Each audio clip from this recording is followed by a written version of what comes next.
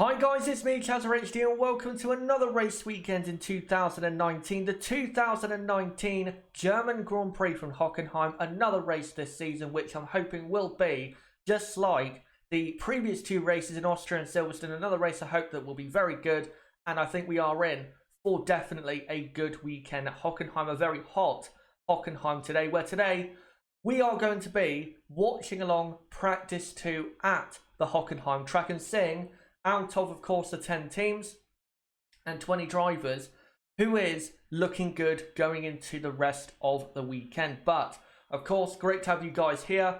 Hopefully you're having a good Friday, and if you are in Europe, hopefully you are enjoying yourself in the heat, because I know it's very, very hot, especially right now in Western Europe. So, hopefully you're enjoying yourself at this time of year.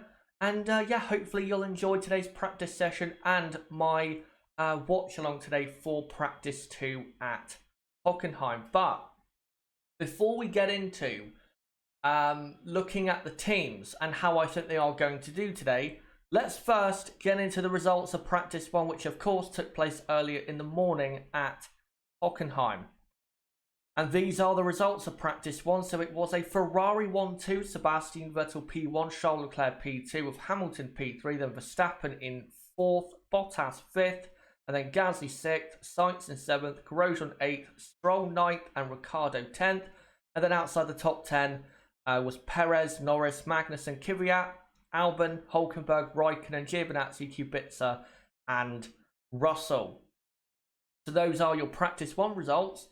But now let's get into the teams and let me preview how I think they're going to do this weekend and how I expect them to look, especially in practice 2.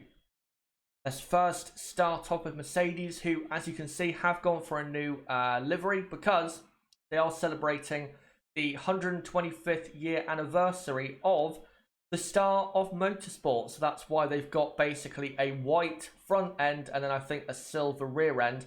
I will say I really don't like this new livery. I think it looks awful. I think if they were going to make it look good, they should have done the whole car in white, not just, half. So for me, this livery really is not that good in my opinion, but there you go. But in terms of their performance for this weekend, I think Mercedes are going to have a good car this weekend. In terms of the qualifying pace, they should have the best car. And I think in practice 2, you will at times see that pace, but I don't think they'll want to reveal too much because I think they know that they do have the car for pole position and the front row lockout, but they won't want to quite show that as of yet.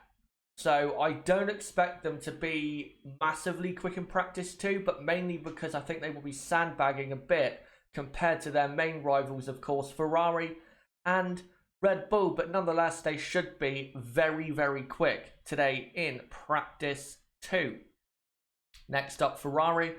Ferrari, good start to the weekend, 1 and 2 in practice 1. But as we've seen with Ferrari so many times, they tend to be great in free practice, but when it matters in qualifying and the race, they don't produce. So don't really read, that much into practice 1 because I don't think that's an indicator for the weekend going forward, because also in terms of weather and temperature, it's going to be changing a lot this weekend, and that will affect the grid and the running order as the weekend goes on. So definitely their pace in practice 1, I don't think we can absolutely say, is representative of how quick the Ferrari car is going to be this weekend.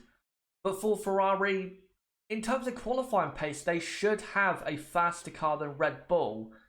But as we've seen with Max Verstappen, he can, get a lot out of that Red Bull car and still end up in the top 3. So I think in practice today, Ferrari are probably going to have a car in the top 3 and then maybe another car in 4th or 5th. But I'm not expecting Ferrari in this more representative practice session to be 1 and 2 again. I really don't think that is going to happen. Next up, Red Bull. Red Bull this weekend should be better, honestly, because Hockenheim is a track that should suit the Red Bull car better than Silverstone, because at Silverstone, there's only really, small parts of the circuit where aerodynamics really does matter. And of course, Red Bull, with their aerodynamic package right now, they do have a very, very, very good car. But at Hockenheim, that should be a better track for them, because there are parts of the track where you do need a good amount of grip, especially in the final half of the lap. So Red Bull should be close this weekend. That doesn't necessarily mean that they're going to be, very close to P1, P2 today, or even in qualifying tomorrow. But in terms of the way the car is compared to Ferrari and Mercedes, they should be closer for sure. And it's going to be interesting to see, especially Max Verstappen today, how close can he get in the qualifying runs? How close can he get to those cars despite having a lot less power from his Honda power unit than, Vettel and Leclerc with the Ferrari and Bottas and Hamilton with the Mercedes. So should be interesting to see how he does. And of course, hopefully this weekend, Pierre Gasly can keep up his performances from Silverstone. I don't expect him to, but, we can hope that he does. But now, let's get into that midfield. First up, Renault. Renault, this weekend, I think will be in that top 10. I think their car is good enough in enough areas to be in that top 10. And I think after Silverstone, Renault are looking pretty good for a top 10 with both cars. It is still going to be close with McLaren, who of course still have a very good car at the moment. But I think for Renault, if they can, in qualifying and in terms of the qualifying runs today, if they can get into the top 10, I think that's a good day for Renault, and it shows that they do have, fundamentally for this weekend, at the moment, they do have a good enough car around this track. But again, it will be close with McLaren or Alfa Romeo or even Racing Point, who look to have improved, who I'll get onto later on. So the drivers have got to make sure they get the most out of the car today, tomorrow and Sunday, because that midfield pack is still very, very close. Next up, McLaren. I think McLaren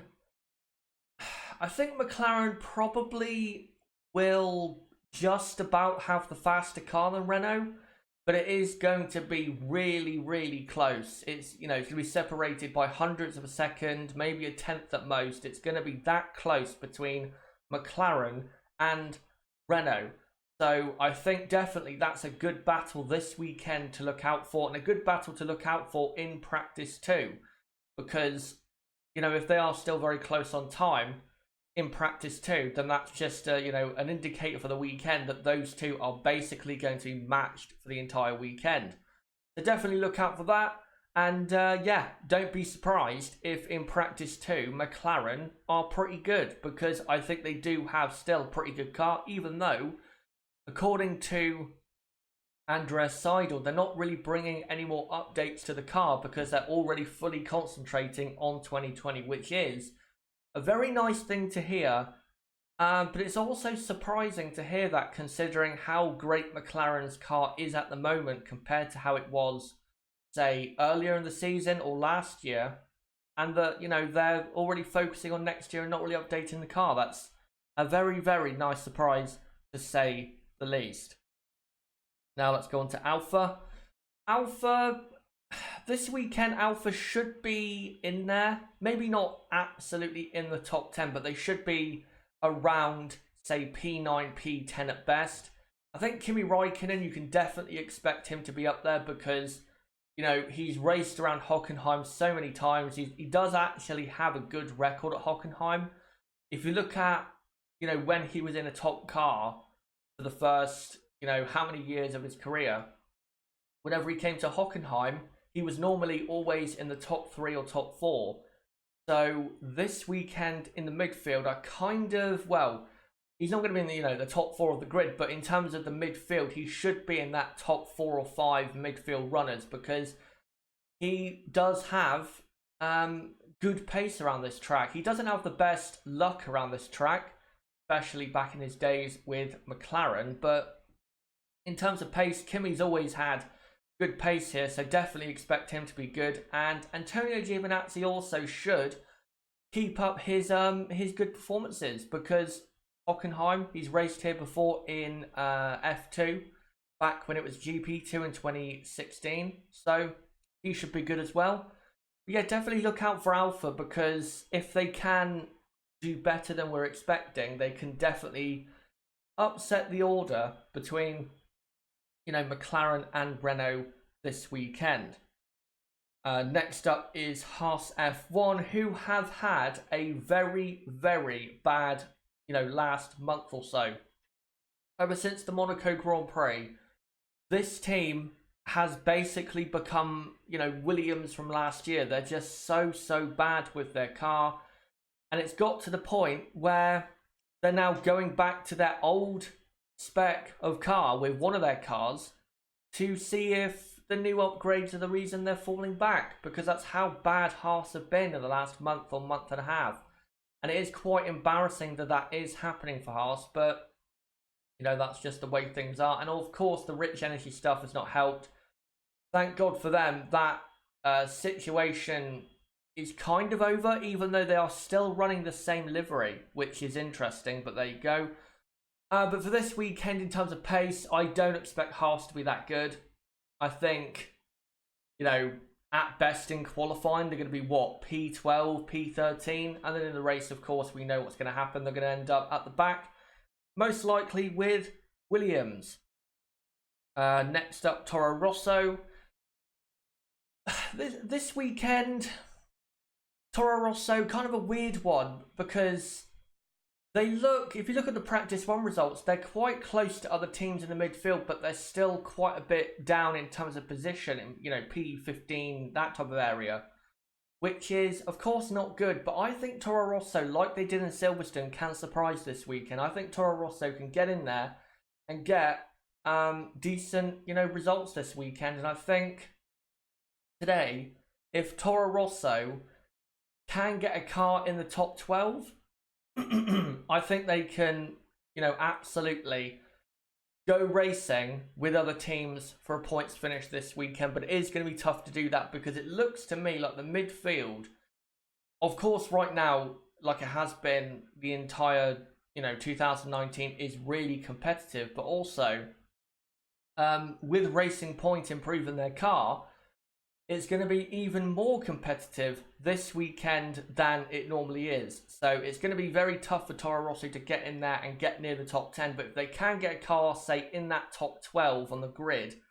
at the end of this practice session and for the, you know, rest of the weekend, then I think that's positive, because I don't think Toro Rosso, you know, exactly have an amazing car right now. So hopefully they can do that. And the final team in the midfield is Racing Point. Now, Racing Point, as I've been advertising for a long time, we're going to bring a B-spec car to this Grand Prix. Now, they kind of have still, but they haven't brought as many parts to this Grand Prix as they were going to.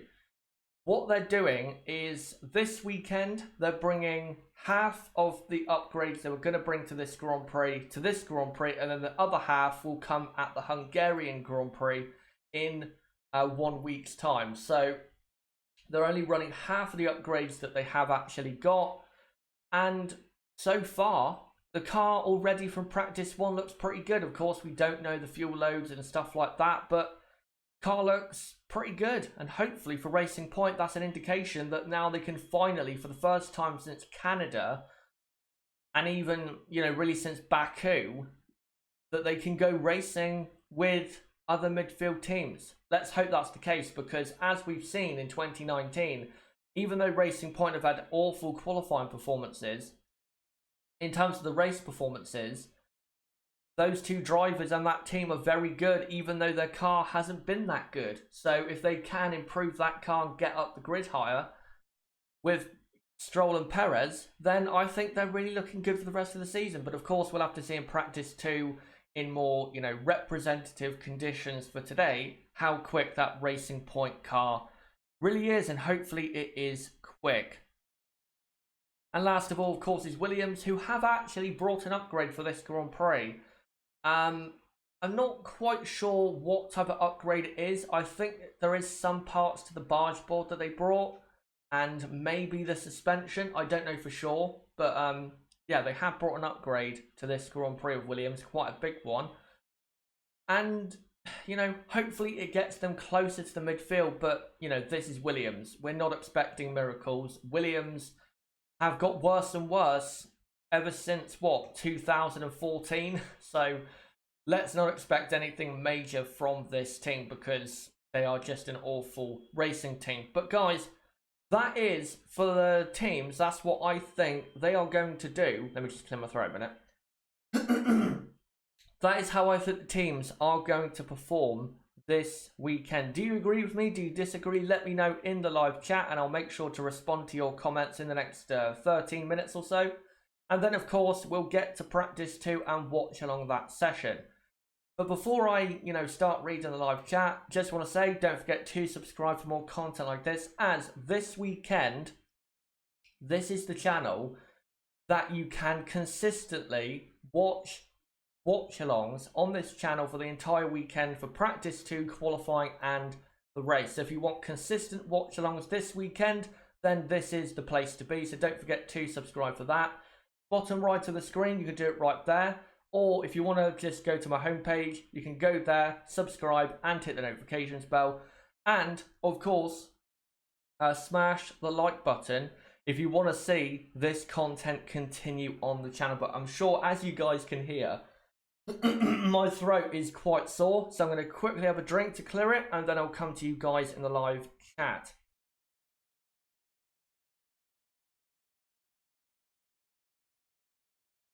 Right, so there you go, and here's a car, here's a Mercedes car from earlier at Hockenheim. But now, let's see what you guys have to say. Dexter Hall, hey Chaz, what did I miss? Well, I haven't missed anything. We've only just finished previewing the team, so how I think they're going to do this weekend. And we're only 12.5 minutes from practice 2, so you haven't really missed anything. So if you continue watching from here, you'll catch everything that is going to happen. Sebastian says, I really don't want it to rain, as Lewis always gets pole in the wet, and I think Ferrari have a chance if it stays dry. Is the rain forecast for qualifying? There is, for Saturday, there is rain around, but I don't think it will rain on Saturday, because if you look at the temperature that we're going to get on Saturday, it's still a very hot temperature. I don't think that'll allow for rain to happen. But I will say, if we are going to get rain this weekend, if you look at the temperature of today, Saturday and Sunday at Hockenheim, it's most likely going to come on Sunday, because on Sunday, the temperature drops to 26 degrees Celsius. I know, that's still very, very warm, but today at Hockenheim, it's 38 degrees Celsius. So I think on Sunday, that's probably the most likely day for rain. But I will say, if we get rain in qualifying, then that probably means we're going to have a wet race, because as the weekend goes on, it's supposed to get more miserable in terms of weather. Wissam Hadi says, hi, how are you? I'm doing good. Hopefully you're doing good as well. What do you think about Max? Don't know what you mean by what do I think about Max generally or something, but yeah, great driver, of course. Let me find some other comments. Let me just look for some others here. Mike, Red Bull Racing Honda is improving, absolutely. I will say though, as I said in my video on Tuesday, if you haven't checked it out by the way, make sure to do so. On Tuesday, I uploaded a video analysing the current engine situation and looking at, who's doing well out of the manufacturers so far. And I said in that video with Honda that please remember that Red Bull's improvement in the last couple races has nothing to do with Honda. It has everything to do with Red Bull's update that they brought to the Austrian Grand Prix, which was a new front wing. So please remember that. Honda, they have had I think Honda have had a good season in terms of results, but they haven't improved as the season has gone on so far, especially compared to Renault in terms of, say, power and also reliability. So I think when it comes to Red Bull Honda and that partnership, I think Red Bull at the moment are definitely, you know, more of a cause for why they've improved than Honda. Right, let me find some other comments. Hello to Jacob. Hello to Irvin Sesendorf. 45596 Bahamas. How's your day going, Shazza? Good. Very good. Let me find some others. F1 Fanatics, thoughts on the Williams upgrade package, bringing them closer to the rest of the field. Kubica are a second faster than Russell. And yeah, Kubica, and as he was saying in the comments there, F1 Fanatics, Kubica was running the updated car. It will probably put them closer to the back of the midfield, but Russell has already come out and said this weekend, and it is, you know, really the truth, that they aren't going to be competing with the midfield. They're not close enough yet. They're still way too far back to compete with the midfield in qualifying all the races. Williams need probably, say, one more big upgrade if they're going to start competing with the midfield. But knowing Williams, because of the lack of money they have and the lack of resources compared to other teams, I'm not sure they'll be able to close that gap by the end of the season. Let me quickly move on to a different picture. There is Sebastian Vettel, who was P1 in practice 1. Right, let me find some other comments here. Favourable conditions for Mercedes. Yep, on Saturday and Sunday it is. Today, not so much. If this weather we have today at Hockenheim, you know, really hot and sunny conditions, if we had that for the entire weekend, then I think Mercedes would be in trouble. But as the weekend goes on, it gets cooler and cooler. So that should play into their hands and should affect, say, Ferrari's pace and Red Bull's pace compared to Mercedes. So yeah, looking good for them. Sebastian, who do you think the next world champion will be apart from Hamilton? So basically you're asking who is the next world champion after Lewis Hamilton, I'm guessing. I think it will be Max Verstappen, because I think Red Bull Honda are going places. I think that Red Bull with Honda already in 2019 look better for me compared to the, you know, Ferrari Mercedes teams. They already look more competitive and better than they ever have during the hybrid era, in my opinion. So I think Max Verstappen will either, you know, win it with Red Bull, or will join Mercedes after Lewis Hamilton retires and win his first world title with them. But I think Max Verstappen will be the next drivers' world champion. I don't think Charles Leclerc will, because I don't think he's in a team that right now is ready for a world championship. Ferrari, as we've seen in the last couple years, even if they have the car, they will find a way to mess it up and end up with a result that somehow, you know, you couldn't possibly imagine them finishing in, considering how good the car is. So I don't think Charles Leclerc at the moment is quite in the right team to win a championship. And Sebastian Vettel, I don't think Vettel is ever going to win a world championship again. I think he's basically done in that area, because I don't think he'll ever join a Formula 1 team. They'll either be good enough to win, or he'll be, you know, the best driver in that team. I don't think Bottas will ever win a championship. Who else do you have? That's pretty much it, isn't it? So yeah, I think Max Verstappen, I think he's looking good for 2020 for sure. I think if Red Bull, and I'll move on to a picture of the Red Bull now, and I wanted to say this for a couple weeks. If Red Bull, you know, gain another 2 or 3 tenths of a second for the final 6 or 7 races like they normally do, because during the course of the season, Red Bull just get better and better, as we know. If they do that again, and on race day especially, have what they had at the end of 2018, basically the best car on the grid, then I think Red Bull are dark horses for the 2020 World Championship. Maybe not the constructors, but with Max Verstappen in the drivers, I think they are a dark horse. But only if Red Bull continue with Honda making progress. It only can happen if that happens. So, there you go. Bradley Williams. How about Lando Norris? No. One, he isn't in a good enough team, and he won't be until probably the mid-2020s at the earliest.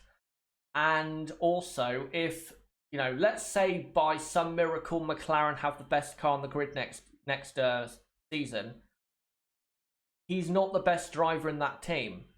Carlos Sainz is. So even if they had the best car next year, I think Carlos Sainz would probably win the World Championship instead of Lando Norris. They are still very competitive and close, those two, Sainz and Norris, but I think Sainz is the better driver out of the two and has had, Carlos Sainz, definitely a great season so far. But there you go. But we are now about 3 minutes away from the start of practice 2. Now, I'm just going to say this before we get started, in case anyone is watching who is not tuned into our watch along before. Of course, I cannot show live TV coverage of the session because that would be obvious copyright infringement and the channel will be took down immediately. So what I do is I show pictures of the session. I'll have a running order running along the bottom of the screen. I'll have the timer in the top left, which will show the time remaining in the practice session. And also, I will provide a radio commentary of what is going on at Hockenheim. Also, a new thing is that because an old piece of equipment broke that I was able to watch Formula 1 on, because I'm now using a new piece of equipment that is delayed in terms of when it transmits the coverage to me, my feed of practice is most likely going to be behind your feed of the practice session. So if you are watching the practice session, then if you want to sync up, just press pause on your TV for like a minute and then press play again, and you should be just about synced up with me. But if you're not watching, then that's fine, you can just listen along. And if you are watching and you don't want to do that, then that's absolutely fine, you don't have to. But I'm just saying, if you want to sync up, then, you know, there you go. Those are the parameters. But yeah, we're a couple minutes away from the start of practice 2. And in a minute, I'll get the timing and text ready for you guys. By the way, currently at Hockenheim, it is 36.5 degrees Celsius. That's about 50 degrees track temperature. It is France/Austrian Grand Prix hot at the moment this weekend. Very, very hot. That's 96 Fahrenheit for you people in North America. And yeah, it's an absolutely scorching hot day at Hockenheim, and a great day to be out and watch Formula 1 cars if you're at the circuit. Yeah, we're now awaiting the start of the session, and hopefully that'll the session will be underway pretty soon, in about a minute or so. So I'll quickly hide these that timer and get everything ready. But yeah, make sure, guys, in the live chat, if you haven't had a comment read out, make sure to put it in the chat, and I'll make sure to read it out at some point during the stream. As there's actually a good crowd today. That's nice to see. Very good crowd today at Hockenheim. Normally, this Grand Prix has been dead in terms of attendance in the past. So good to see that people are in Germany, you know, interested in Formula 1 again. I think a lot of that has to do with Max Verstappen a bit, because a lot of the people that go to this race are from Holland. So that helps, but definitely more interest from the German fans than there were, you know, back in 2015 or 2016. I think that's probably when their interest dipped at its lowest. Great to see the German fans back at it, supporting their drivers, Vettel, Hülkenberg, And of course, if any other fans, any other, fans from different countries are there, supporting their respective drivers and teams as well. And yeah, we're just waiting now for the cars to come out on circuit. Mr. Random Guy, why is there a delay? It's not YouTube, it's basically the device I'm watching it on. Means there is a delay. There's nothing I can do about it, by the way, because if I can't watch it on this certain system, then I wouldn't be able to watch Formula 1 at all. So this is the best I can do. It's better than nothing, of course. But just waiting for practice 2 to get underway. The red lights at the end of the pit lane are still showing, and they'll go green in just a moment, I think. As we're currently on my TV screen seeing Daniel Kvyat getting prepared for the session, and practice 2 starts now. So practice 2 is officially underway. And by the way, Mr. Random Guy, no, it's not a stream. It's if you want to know, it's an Apple TV box. That's how I'm watching Formula 1 at the moment. And there is a delay, unfortunately, but again, that's the best I can do. But we now have a car coming out on track, and it is a McLaren of Lando Norris. And also, just remembered, let me get my running order up. By the way, this is not the live order, this is the order from Silverstone. I'll update it once all 20 times appear on the board. But I'll quickly post a picture for you guys of Norris on track as he's coming onto the longest straight on the track, and he comes up to the turn, I think turn 6 hairpin, which is definitely the it's definitely the ideal place to overtake, no doubt about that. Yeah, but yeah, let me just quickly get this picture of Lando. Of course, Lando's had a very busy fortnight or so. If you didn't see, him and Max Verstappen competed in the Spa 24-hour eSport iRacing race at Spa. And luckily for them, Lando Norris and Max Verstappen came out on top in that Grand Prix, even though Max Verstappen, his brake pedal as he was driving for the final 2 hours to complete their victory, Max Verstappen's brake pedal snapped in half. So they were very lucky to get to the end of that particular race. So he's had a very hectic build up as Lando to the Grand Prix, and here he is earlier on touring around the track. Just adjust that, there you go. And right, at the moment we only have Lando Norris and the 2 Haas's of Magnussen and Grosjean on circuit, so not that busy of a start to practice 2. Not that surprising, because also you have to remember that the conditions today in practice 2 will not be representative of the conditions, say, on Sunday, because the temperature drops about 12 degrees between Friday today and Sunday. So yeah, and yeah, we're just currently looking in the pits watching George Russell at the moment, which is annoying.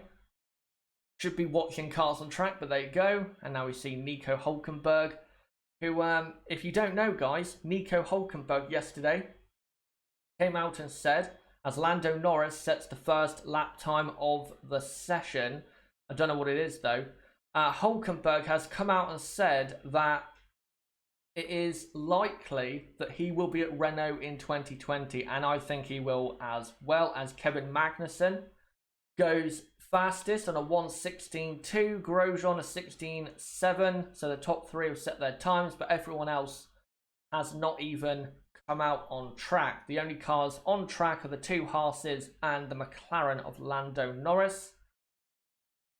As currently looking there at Sergio Perez, who is not really in a hurry to get out on track.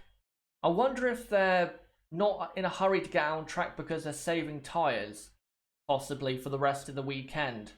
Because let's say the rain doesn't come but the heat remains, then of course that's going to affect the tyres later on in the weekend. So they may just be saving certain tyres for the rest of the weekend, we'll have to see. But yeah, only 3 cars on track right now.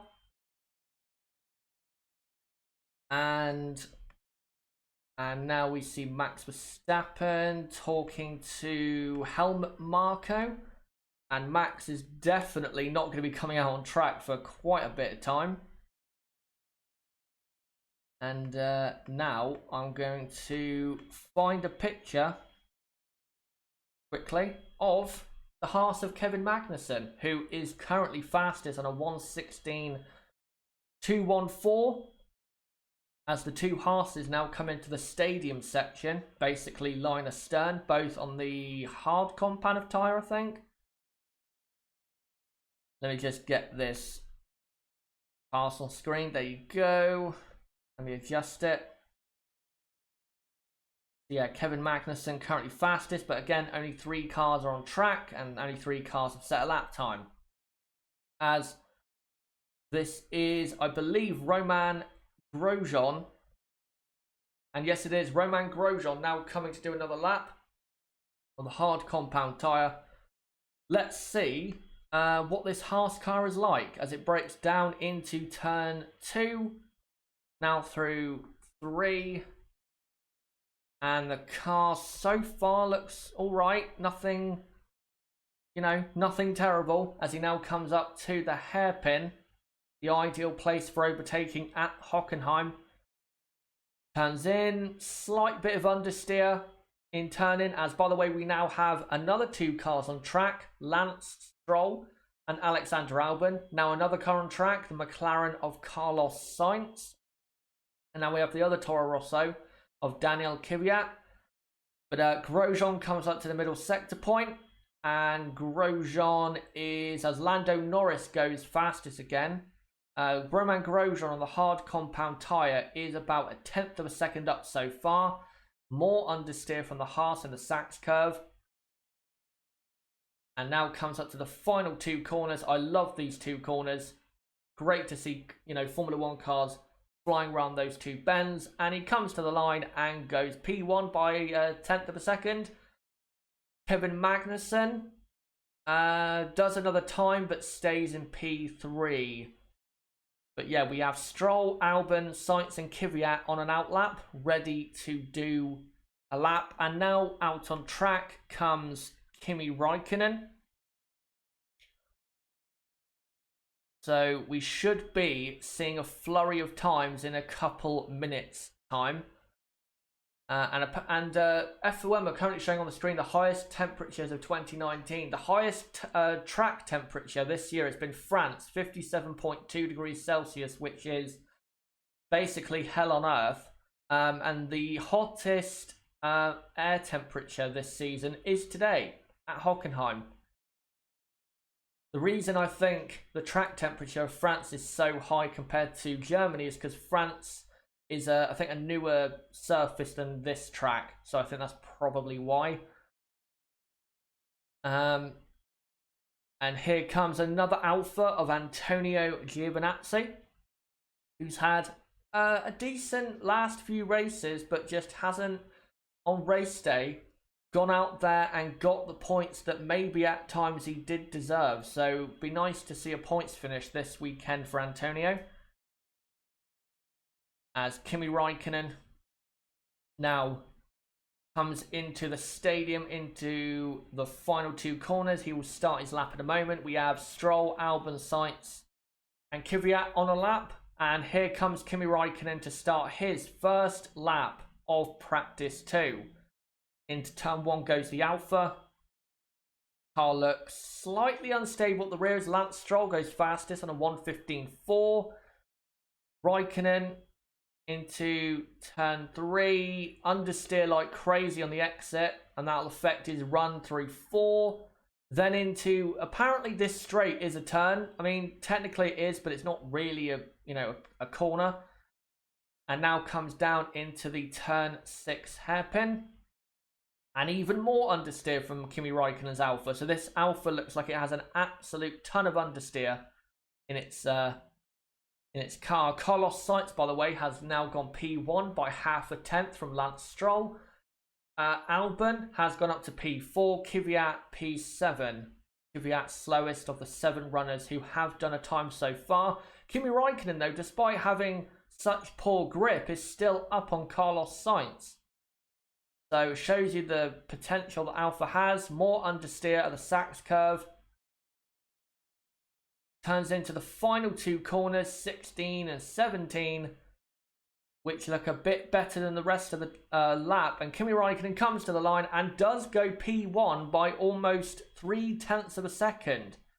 But I have to say, that lap looked absolutely terrible. So it shows you what Kimi can do if the car is working to his liking, and that car definitely is not working to his liking at the moment, because he went a bit too wide at least 2 times. Kevin Magnussen on the replay there on the TV definitely went too wide at the hairpin, locking the inside front. But talking of Kimi, let me get the man on screen. Of course, you want to see the Iceman, who, despite the heat, of course, is still keeping his cool under pressure. But we have now 8 lap times on the board. Here we go. Here is Kimi Raikkonen when he was warming up his tyres.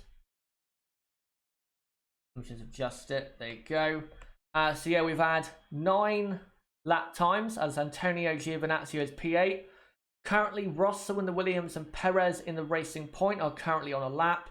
And Daniel Ricciardo and the 2 Ferraris are on outlaps. As I say that though, Daniel Ricciardo has started his first flying run and goes way too wide at the exit of turn 1. Sparking away into 3. And that's not a start to the lap you want.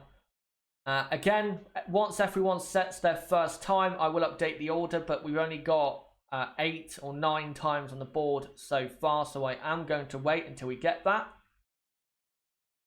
Ricciardo into the turn 6 hairpin, turns in, and that looks okay. And now comes into turn 7 and 8, comes down to the Mercedes-Benz grandstand. Russell goes P10 on a 17.8, as Ricciardo now comes up to the middle sector. I don't know what his sector time is looking like, as Lance Stroll goes back up to P3. And Ricciardo coming across traffic, but the traffic moves out the way very nice. But the grip of the Renault, definitely compared to the grip of the Alpha, looks a lot better. Front end is definitely sticking more. As he now comes through the final corner, does Ricciardo, and Daniel Ricciardo, where does he go? He goes only P10. So yeah, I think that mistake on the exit of turn 1 affected him, and we're going to see a replay on the TV. So carries way too much speed in and bumps across the exit. So yeah, that is not a good way to start your lap.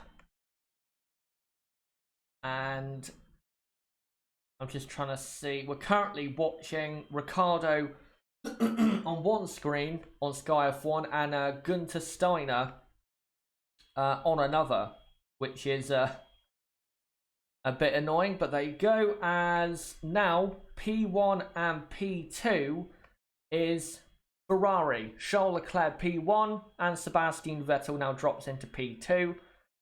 As Pierre Gasly is now on an outlap. Nico Hülkenberg is currently on a lap. And Max Verstappen, Robert Kubica and Hamilton and Bottas have not yet set a time, and I don't think are out on track. Here comes Gasly though into turn 1. And he takes turn 1 a lot better than Ricciardo did, as he breaks down now into turn 3. How does the Red Bull look? A lot better at the front end than the Renault and Alpha in turn 3 did. And now it comes onto the longest straight. Going down to turn number 6. Gasly, by the way, on the medium compound tyres. And Gasly brakes nicely for 6 and goes through the corner very nicely. Now heads down to the Mercedes-Benz grandstand. See how braking is here. Had an Alpha on the inside there, but he moved out the way nicely. Did that Alpha, although I think Kimi Raikkonen. As now Gasly comes up to the middle sector and is 3/4 of a second down on Leclerc. As he now comes into the stadium. Now let's see how quick this Red Bull car is in the stadium compared to the Ferrari. As he comes into the final 2 corners, 16 and then 17. These corners you can really throw the car about. And now comes to the line and Pierre Gasly goes P3 and does the fastest final sector. And he was about 1/4 of a second faster than the 2 Ferrari cars in that final sector. So that shows you that once they get to the final sector, Ferrari is getting murdered, honestly, in that final sector because they just don't have the grip. Even though Charles Leclerc, as it says there, and it is clear to see on the TV, Charles Leclerc was on the hard compound tyres, but yeah, I think clearly the Red Bull is better in that final sector. It definitely looked good. And we're just seeing replays of the Red Bull sparking away through several of the corners. But let me now try and find a picture, if I can, of your fastest driver so far. Which is, of course, Charles Leclerc. Actually, I'll get up a picture quickly of Sebastian Vettel. As on Sky F1, we're now watching Martin Brundle at turn 1. So I don't know what the lap times are as Robert Kubica and one of the Mercedes cars comes out on track. Here is, though, the home driver, Sebastian Vettel. Can he find redemption for 2018? I hope he can, honestly, because I know I've criticised him a lot. And I did criticise him a bit in my video yesterday, which, by the way, if you haven't seen my Lewis Hamilton versus Sebastian Vettel ending the debate once and for all video, make sure to check that out. It's in the description down below, the link to that video. I have criticised Sebastian a lot, but I do want to see him, you know, start to improve because, you know, a Sebastian Vettel on form is what we need to get some great battles at the front of the grid between, you know, Hamilton, Vettel, Leclerc, Verstappen, Bottas. So let's hope Sebastian starts to put things right a year on. Yeah, right now I can't really look at the timing screen because Sky F1 are not showing it. They're showing Martin Brundle watching the cars on the exit of turn 1, which I'm sure, if you're there, looks great to see those cars flying through turn 1, doing a wall of death around the outside. But yeah, so we'll just wait till they come back. Seeing a couple Danish flags in the grandstand. Interesting to see that. As Renault there going slowly through turn 1. Toro Rosso going very quickly through turn 1 there. Followed by a slow teammate and a slow Alpha. Yeah, currently, and there's a Mercedes. I don't know who of, but it looked very, very quick in turn 1. I can tell you that. But Martin commenting on what it looks like at turn 1, and now, thankfully, takes it back to Sky F1 or to the main coverage, and now we can see the cars on track. So Lewis Hamilton has done the fastest first sector on the medium compound tyres. Now comes through the turn 6 hairpin. Car looks good so far. Hamilton now coming down to the Mercedes-Benz grandstand. Oh, a bit loose on the rear end. He's definitely able to catch it as he comes through the middle sector. And Hamilton, 10th.5 down. Remember, Leclerc was on the hard compound tyre for his run, so not looking great for Hamilton at the moment. And he runs wide at the Sachs curve. Not massively, but enough to lose him slight time. And then he throws it into turn 17, and Hamilton will probably go P2 with this. No, it goes P1 by a 10th, so he brought it back in the end. And now we've got Valtteri Bottas on an outlap. So let me start updating this order to what it is. So Hamilton is P1, Leclerc is P2. And yeah, we're going to see a replay on the TV of Hamilton losing the rear end a bit through turn 8 and 9 and 10. Vettel is P3, and then I think Pierre Gasly is in P4 at the moment. Yeah, he is. Gasly P4, and then Kimi Raikkonen is in P5. Valtteri Bottas, though, is about to upset all of that, so I'll wait to see what Bottas does, then I'll update the order finally. As Valtteri Bottas is on the hard compound of tyre and is now got traffic ahead of him. It's an Alpha of Kimi Raikkonen and the Alpha of Antonio Giovinazzi. And because of that, he has to run slightly wider at the hairpin compared to what he would like to normally do. And a lot of traffic there, passing Hamilton and Hülkenberg there. Plenty of traffic in the background as Valtteri comes through turn 8. And let's see how quick Valtteri's sector time is. He is a 10.5 down on the hard compound to Hamilton's medium compound after the first 2 sectors. So looking pretty good for Valtteri Bottas. His car looks better in the Sachs curve than Hamilton's did. And now throws it into the final 2 corners. And he should go into P2 probably. No, it goes P3. So Valtteri Bottas goes P3 ahead of Sebastian Vettel in P4. And then in P5 is Pierre Gasly. P6 is Kimi Raikkonen. And then it's Grosjean in P7. And then it's Stroll, Sainz, and then Perez. Completing the top 10. Racing Point, again, looking good. They're really looking good. As I think, yep, here comes Max Verstappen. Coming out on track on the medium compound tyre.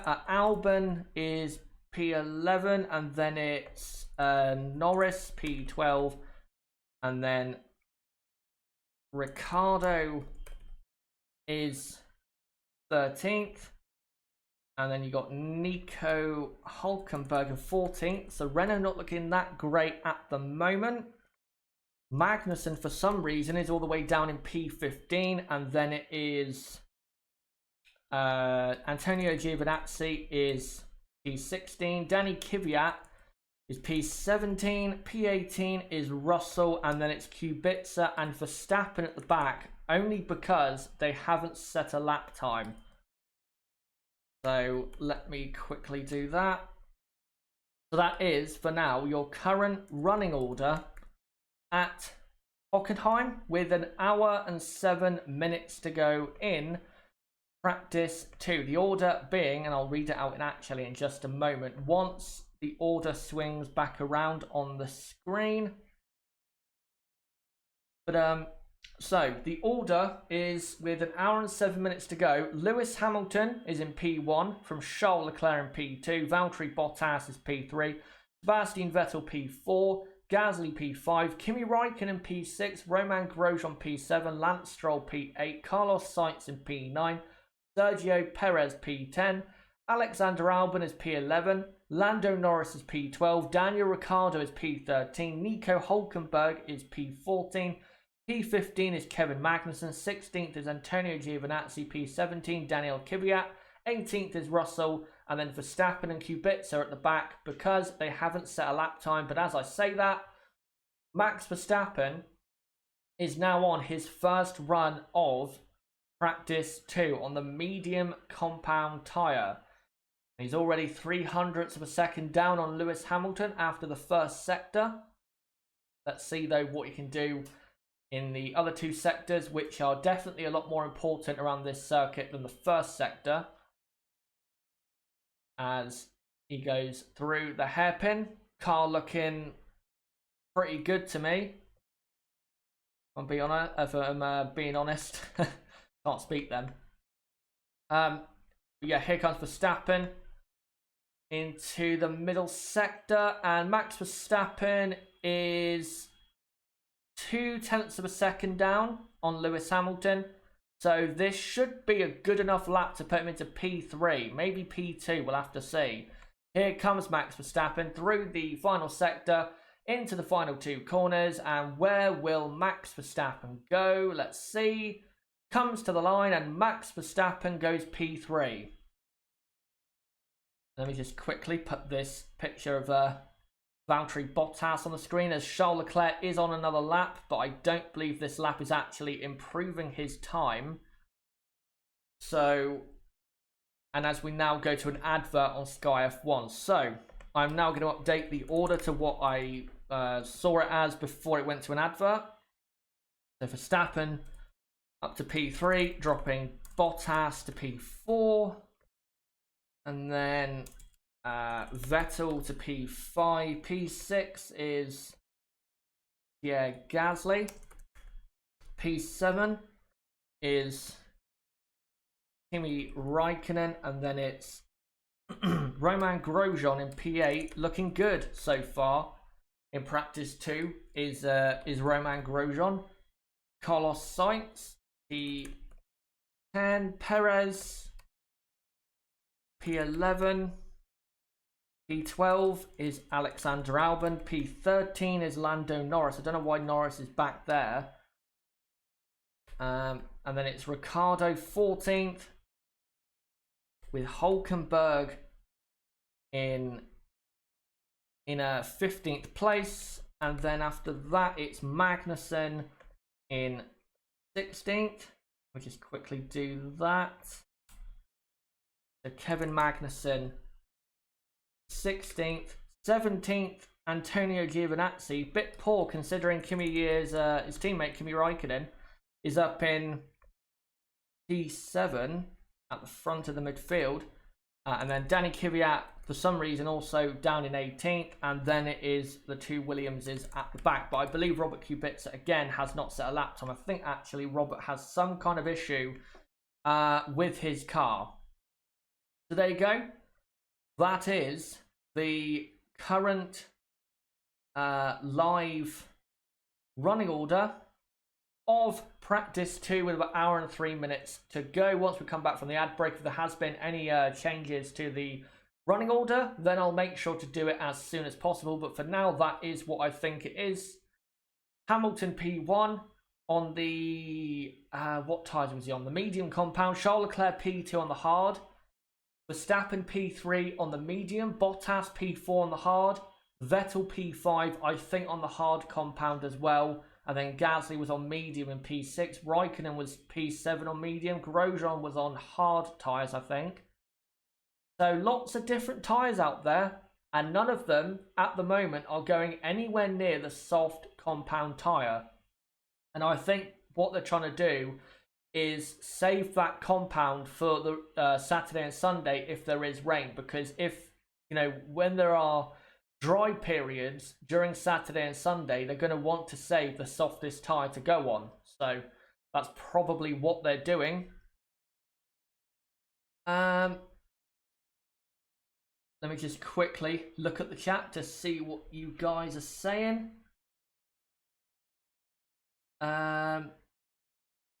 Ross Santoro, those scrolling names would be better off as a list down the side of the screen. I have previously thought about doing that, and there is definitely a possibility for the future, say like next year, we're probably going to include something like that, but I need, plenty of time to design that and make sure it actually looks presentable and good. So, it's probably going to happen, but not quite yet. As Valtteri Bottas is now up to P2 as Lewis Hamilton has gone even faster, now done a 14 flat. Very quick from Lewis there. So Bottas P2, and then Charles Leclerc has dropped down to P3 with Max Verstappen in P4. Announcing a replay of Leclerc coming into the stadium and losing parts of his under tray, I think, by running over the curb. So that's not good. And now I'm just still seeing some replays of Charles Leclerc running wide, as we've already seen. But let me now post as Max Verstappen is on another lap, but I don't think this is actually going to improve his time. We'll see. It might do by a tenth or so, but not massively. But let me quickly post Hamilton on the screen. There you go. As Max Verstappen comes into the final corner and onto the pit straight. And Max Verstappen does improve his time to a 14.5, but stays in P4. But your fastest man currently at Hockenheim in practice 2 with 1 hour to go is that man on the screen, Lewis Hamilton, in the new white and silver Mercedes. So there you go. And just seeing a replay of Max Verstappen at the hairpin, probably locking up the inside front. And yeah, that's exactly what happened. So he probably lost a tenth and a half at that corner, so he probably could have gone up to P3 without that lockup. So good pace in the Red Bull, you have to say. They're not that far off Ferrari, even though Ferrari have a lot more power to play with when it comes to the qualifying run. Verstappen splitting the Ferraris and only a tenth off Leclerc. Not even that, about half a tenth. So Red Bull are looking good. They really are looking good. Don't count them out this weekend. As Romain Grosjean is now the first man to come out on the soft compound tyres. So here we go. We're now going to see the difference between the hard compound that I think he ran on earlier to the soft. Yeah, we'll see that in a moment. I just want to quickly update something though. Kubica has gone up to 19th with his first run in practice 2. And Russell is now at the back. There you go.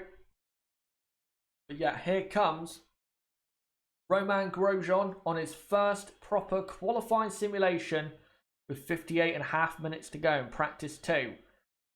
Comes up to the first sector point, and Grosjean already a tenth and a half, not a tenth and a half, about just over a tenth up on Hamilton. Shows you the difference between the soft compound and the medium and also the hard. Comes into the hairpin. And the Haas running slightly wide, but that's just about okay, I think, from Romain Grosjean. As he now comes up to turn number 8. Haas slowing down very nicely. Not getting away from him on the exit. And he now comes to the middle sector, and he is still faster than Lewis Hamilton. So the soft tyre looks about a second faster than any of the other tyres. And that's big, big news for the rest of the teams. As Romain Grosjean comes into turn 16, then turn 17. And Romain Grosjean, where will he go? He goes P2, a tenth of a second down on Lewis Hamilton. So Romain Grosjean improved his time by about 1.1 seconds. So that should be the delta between soft and medium. And that is big, big news for the rest of the weekend, because that just might scare the big teams into not going on the medium compound in qualifying 2 tomorrow. So that's big news, and we'll see what the other midfield drivers and what the top drivers can do as well. The Grosjean goes up to P2. I won't update the order as of yet, because now that everyone is coming out on the soft compound tyre, I'm going to wait, because you're going to have a lot of swapping round in the order. As we are currently on the TV looking at Carlos Sainz on an outlap. Lando Norris is currently doing a lap. I don't know if it's on the soft tyre or not. But and Lance Stroll has just started, I think, his proper qualifying simulation lap.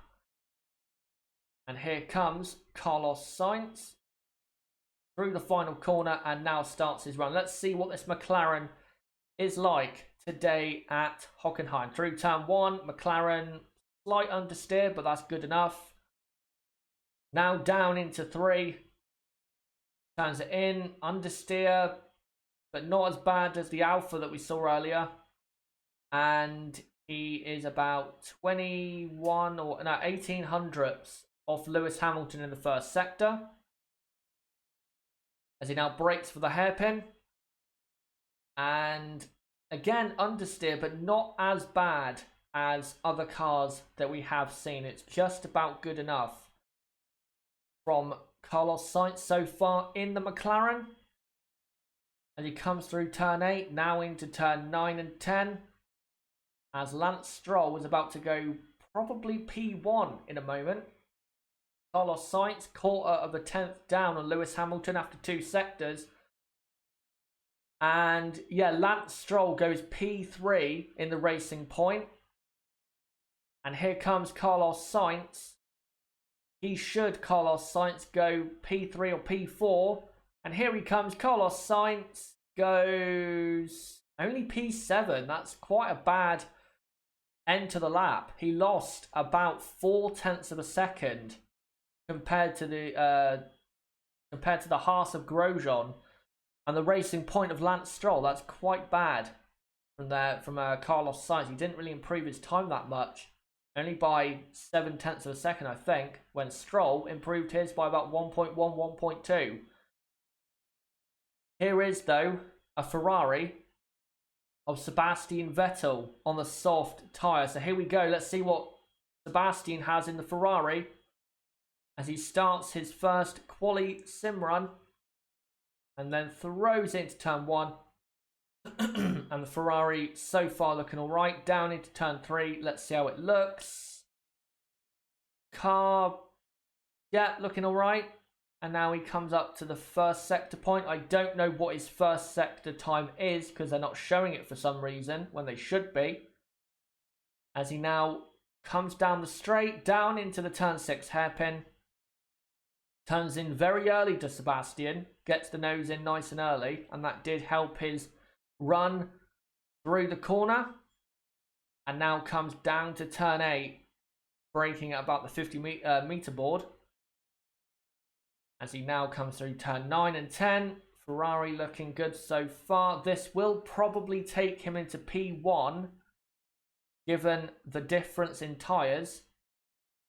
As he now comes down into his least favourite corner, the Sachs curve.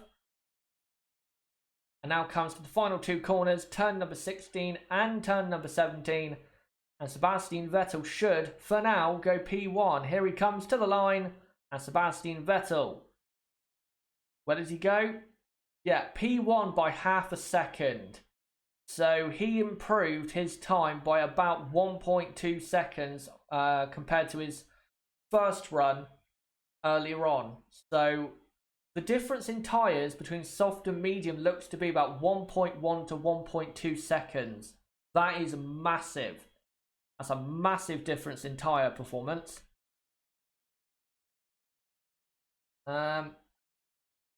Bruce Seagull in the chat saying Stroll picking up his pace.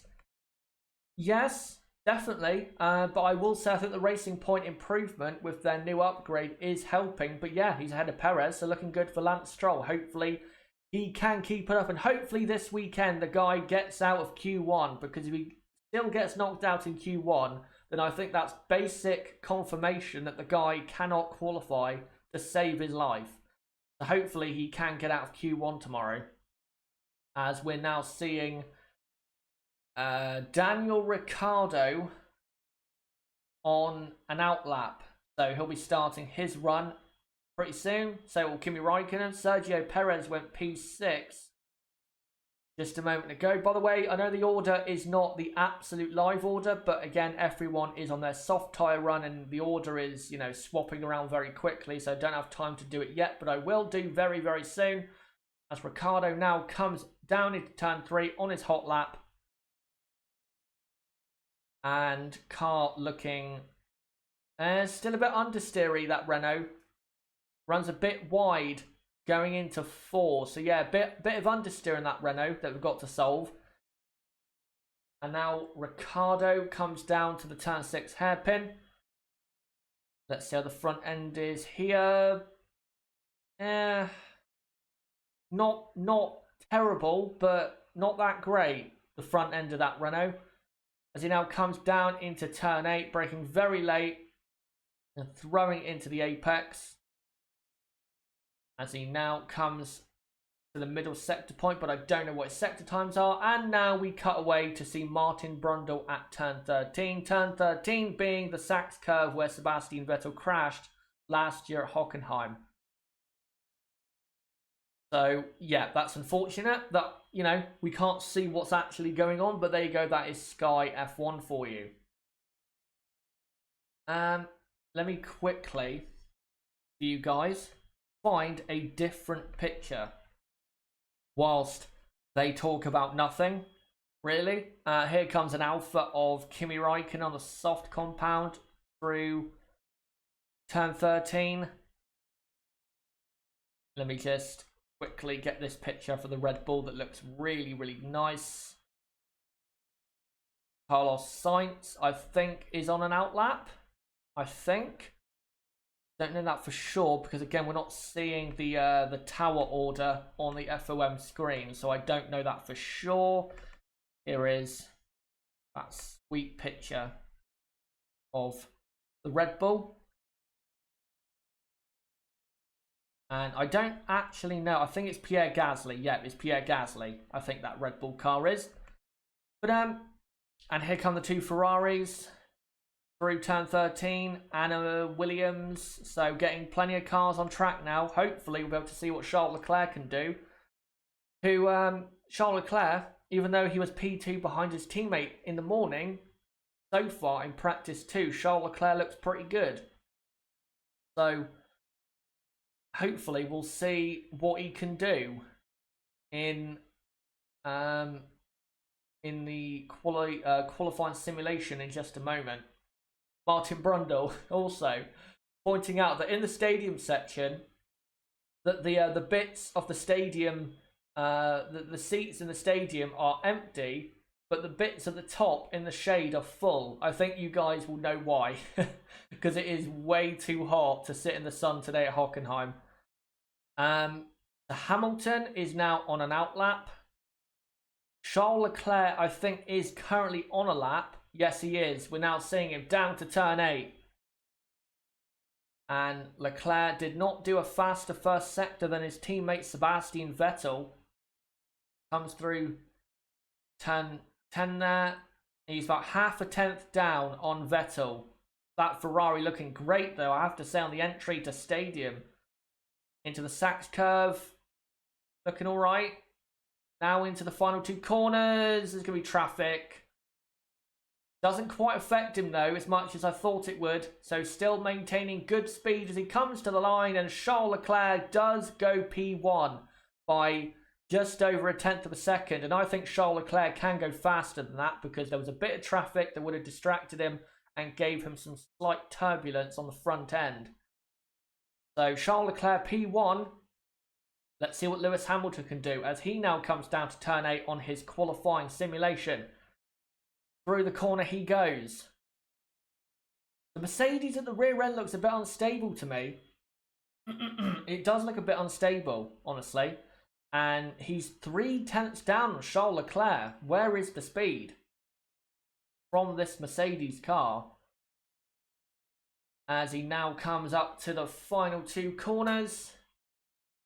And let's see how quick he is in the final sector compared to the Ferraris. And he comes to the line and Lewis Hamilton goes P3 behind the 2 Ferraris. But he was about 2 tenths of a second quicker than the Ferraris in the final sector. And if you look at Red Bull as well, they're also about 2 tenths of a second faster than Ferrari in the final sector. So Ferrari in the first 2 sectors look really strong, but in the final sector, Ferrari are giving away about a quarter of a second a lap. That will be vital information for Saturday and also Sunday when it comes to tyre wear, because you don't want to be driving through the stadium with really badly damaged tyres. As we've seen a replay of Giovinazzi running wide at turn 16, the entry to 17. Here is now Valtteri Bottas on his quali sim. And he gets a slight slipstream from the Toro Rosso on the straight heading down to turn 6. So Valtteri Bottas now comes down to the hairpin. Turns in. And car looking good. Very, very nicely settled, that car. As he now comes down into turn 8 in front of his own team's grandstand. Valtteri's car definitely looks nicely balanced. It looks a lot better balanced than Hamilton's. As the traffic ahead. Is that going to affect him? I'm not sure. That Renault, I think, gets out the way now. But he runs a bit wide and Valtteri has basically blown this lap a bit. But I think that's mainly because of the traffic and it distracting him. But let's see where Valtteri goes anyway. Through the final 2 corners, and Valtteri Bottas will probably go to P4. Yes, he does, but he can go a lot faster than that because he had traffic, and that really did affect his run at the end of that lap. And now we have Max Verstappen on an outlap. So let me quickly update some of the order. So Leclerc's P1 now. Vettel is P2. P3 is Lewis Hamilton. And then P4 Valtteri Bottas. I won't update the rest of the order just yet because I want to see what Max Verstappen does. Because I have a feeling Max is going to get into the top 4 probably. With whatever he is about to do. There's a Red Bull of, is that Pierre Gasly? I don't know, it's Max Verstappen. Who I think has he come out onto the track? Has he just come out on an outlap? I don't think so. I don't know what he's doing, but there you go. So since he's now running slowly, and I don't think he improved his lap. No, he didn't. So now I'll update the order.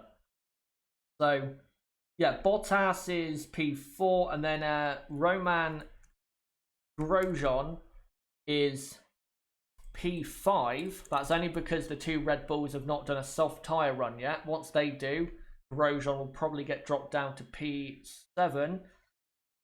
Raikkonen, still P7. Stroll, by the way, in P6. Looking good for him. Hülkenberg, P8. Sergio Perez is in P9. Max Verstappen at the moment is P10, but if he goes for another run, he should be able to get into the top 5 at least. Carlos Sainz is P11. McLaren are not looking that good. Both cars outside the top 10. That's a bit worrying to me. Kvyat P12. P13 is Daniel Ricciardo. P14 is Pierre Gasly. Again, he's down there because he hasn't set a soft tyre. Qualifying simulation lap as Max Verstappen now comes back into the pit lane. Maybe Max has an issue. I think Max might have an issue with his power unit. Because it doesn't make sense the way he conducted that run, to be honest.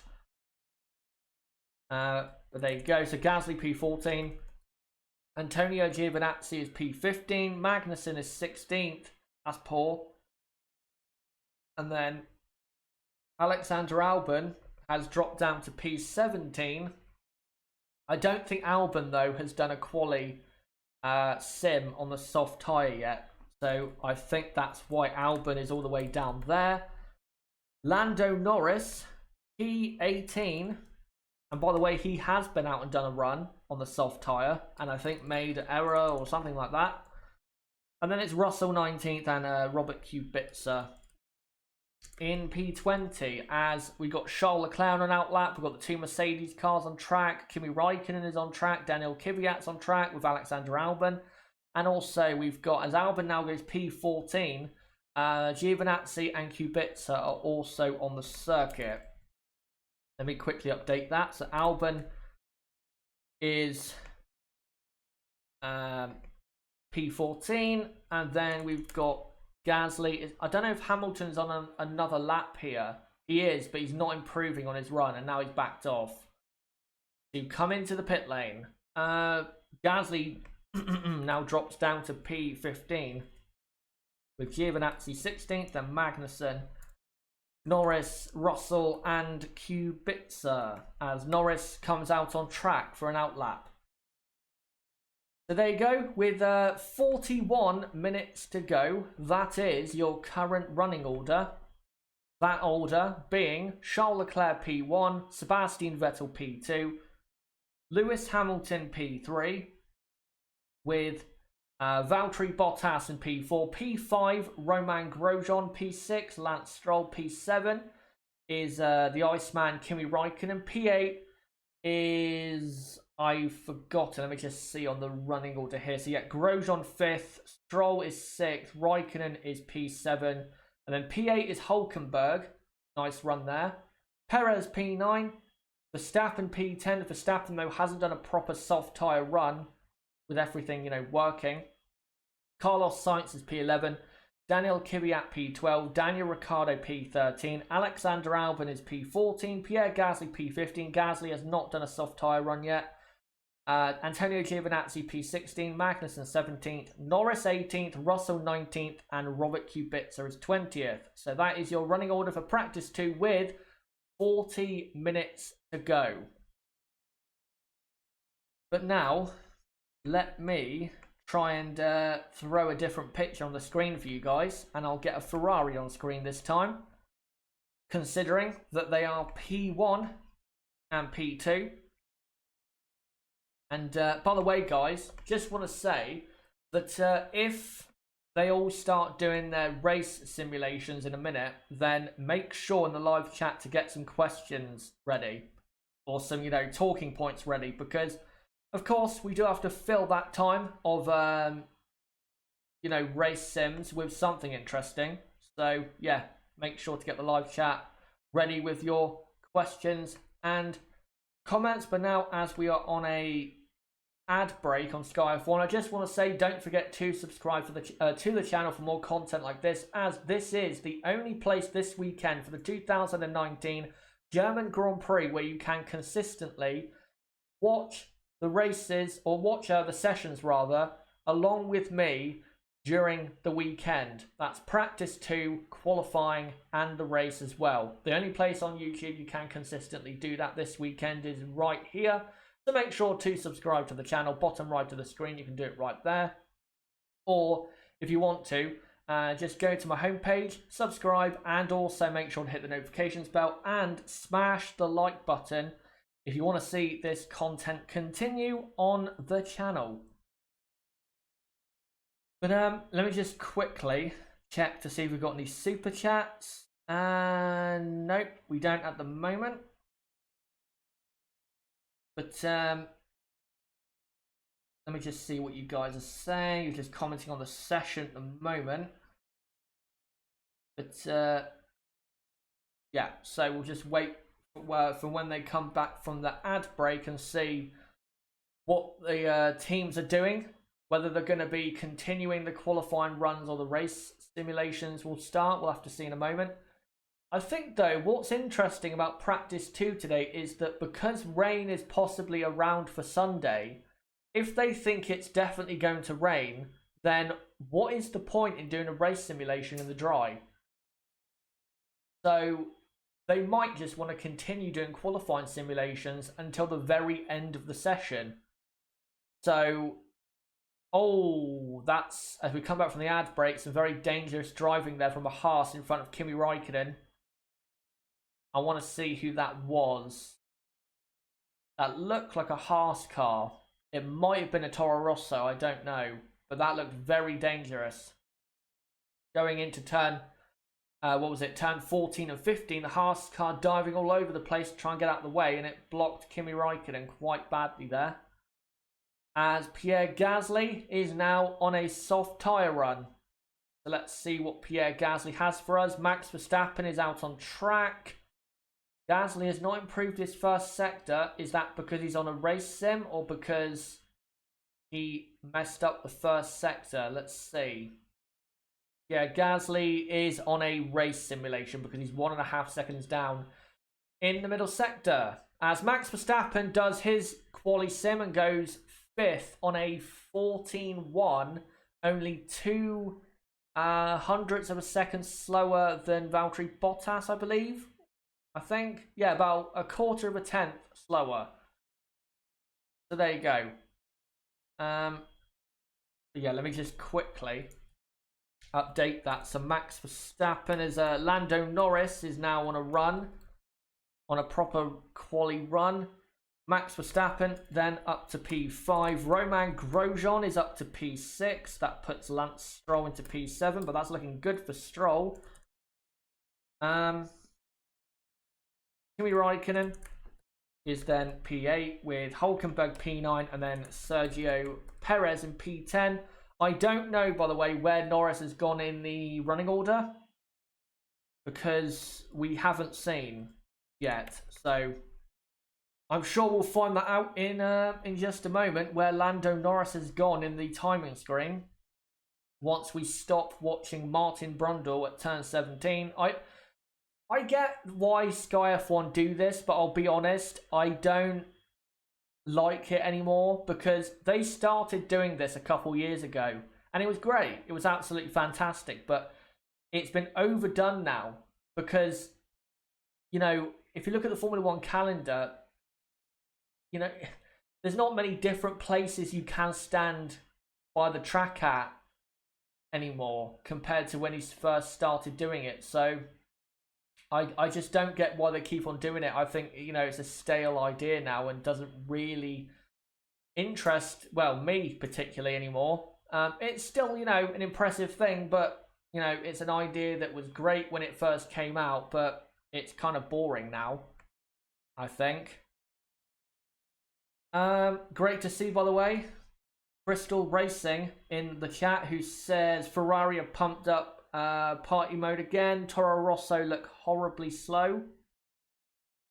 Yeah, Toro Rosso, they're a bit off the pace. They're probably 2 or 3 tenths of a second off the pace compared to where they probably should be.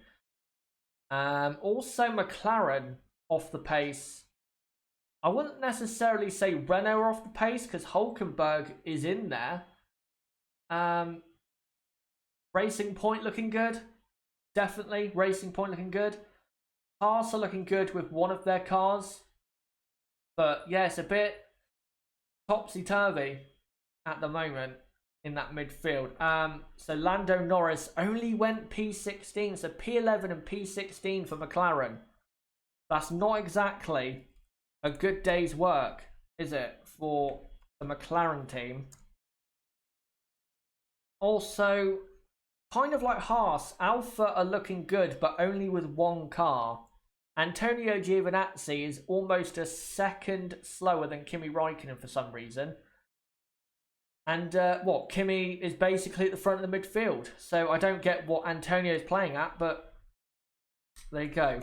Magnussen is the last midfield runner, really, in 18th place. That's how slow he has been this weekend. He is 2 seconds off the fastest time and 1.3 off his teammate, which is incredible how you can be that slow. Crystal Racing says, question for Chaz. Do you think Hockenheim is a power track? Oh, that's a good one, because to me, half of the track is about power, but the other half to me is about grip. But what you know, the question is what matters more at this circuit, power or grip? I'm gonna say power. I'm gonna say power, but only just. Grip, though, is very, very important here, especially in the final sector. But if you want to get a good grid position, you probably do need to have a lot of power compared to your rivals. So I'm going to say power track, but not, you know, a clear power track like Bahrain or Monza or Spa. It's not like that, but yeah, I'd have to say it is probably a power track. Well, Ferrari 1 and 2, that is probably a decent indication that it is a power track. I will say though, if this was the old Hockenheim, Ferrari would be on pole by about a second. Because the old Hockenheim, about 80% of the lap, 85% of the lap was power. So, yeah, if the old Hockenheim was the track we were at this weekend, then Ferrari would be lapping the field because that's how quick they are in a straight line. Sebastian says if it stays dry for qualifying, Leclerc has a chance of a front row start. I wouldn't get that hyped up yet. As I said at the start of the stream, Mercedes will be up there, but I don't think Mercedes are going to push that hard today because they don't need to, for one. And two, if you look at this season, they always tend to sandbag compared to Ferrari on a Friday. So I wouldn't get too overhyped with Ferrari's pace. It looks good. It looks better than I was expecting, but don't think that Ferrari are suddenly going to get pole position. I hope Ferrari can be up there for pole tomorrow because that will make qualifying very exciting, but also the race very exciting because then we will have a 2, 3, 4 car fight for the victory. But if I was to guess right now on who actually does have the fastest car once everyone, lowers the fuel and turns their engines up to the max amount of power, I would still say that Mercedes are favourites of pole because Lewis Hamilton is a 10th off P1, and I think Mercedes are probably saving a bit of power compared to Ferrari. So, yeah, don't think Ferrari are absolutely going to be up there because we know Mercedes. We absolutely know what Mercedes can do. They'll be up there on Saturday, can guarantee that come rain or shine. As Hamilton is currently on a race sim and he's lapping. Let's see what his lap time is. Pierre Gasly just did a couple laps ago. Pierre Gasly did like a 15.4 in his race sim, which is pretty good on the soft tyre. I don't think Gasly, though, was lapping very quickly. Not lapping very quickly. I don't think Pierre Gasly was running the proper amount of race fuel, though. So that's probably why he was only 2 seconds off P1 with that time. But, yeah, let's get to some more questions from you guys in the chat. Because, yeah, right now it is race simulation time at Hockenheim. And nothing is really happening. So, yeah, let me know in the live chat your thoughts as to the pace so far. If you want to ask a question with half an hour to go till the end of the session, then make sure to do so. Also, one thing I want to talk about before we get to any more comments or questions from you guys is that there has been an update on the possible return to refueling for 2021. Now, me and Nib talked about this in the podcast on last Saturday, and we said we don't want refueling to return because for me and Nib also, the cons outweigh the pros. If we have refueling back, the races aren't going to be proper races. They're just going to be qualifying races where teams are just going to be racing to get, ahead in the pit stops instead of actually overtaking on track. And we'll have, fake pole positions as we had back in the refueling days, especially during the, sessions where in qualifying you had to qualify if you started in the top 10 on the amount of fuel that, that you were going to start with for the race. And yeah, a lot of the overtakes during the refueling days were in the pit lane. And that's not what we want to see. Now, the only positive and the biggest positive of refueling is, of course, the drivers will be pushing flat out for the entire Grand Prix. That's great. But in terms of overtaking and real wheel-to-wheel racing, as Valtteri Bottas, sorry about that, goes way off track at the penultimate corner and rejoins the track, pushing a bit too hard there. He also locked up at the Sachs curve. Did a Bottas, but yeah, refueling, if it came back, it would turn the racing back into just qualifying races where you're just pushing to, get ahead at the pit stops instead of actually pushing to overtake like if you do today. What if you want the drivers today to push as hard as possible but not turn them into qualifying races where they're just trying to get ahead of certain cars at the pit stops? It's pretty simple what you have to do. What you have to do is make the tyres as hard as possible. Just make them ridiculously hard. Yes, it might, not give that greater grip to the drivers, but at least in the races, they'll be able to push as hard as possible because the tyres can take it.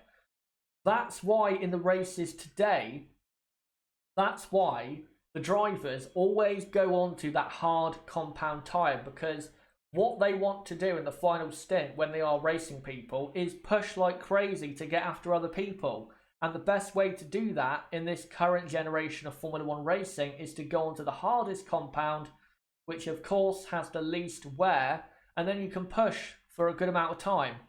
So the only solution to having great wheel-to-wheel racing and having the drivers pushing hard during a race is to make the tyres, as hard as possible, like they were back in 2010. So, yeah, I think there's a better solution than going back to refueling. I wouldn't be massively disappointed if we went back to refueling. It would make certain races exciting, but I think in the long term it wouldn't really help the sport. It wouldn't really help the sport. But my update, now that I've gone down with my rambling, the update is that Romain Grosjean went to a meeting of the teams, I think, for the the 2021 rules. The teams are there, of course, but the drivers also have certain driver representatives at the meetings. And according to Romain Grosjean, all the drivers are for the return of refueling, but the engineers are not. So currently it's a standoff. But I think if the drivers are for it, I can see them going back to it because the drivers want it. So, yeah, I think a return to refueling is definitely closer than it was, say, a month or two ago.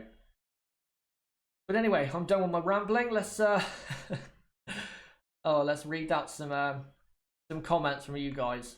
With 23.5 minutes to go in practice 2. By the way, nothing has really happened except for Valtteri Bottas going off the track like I talked about.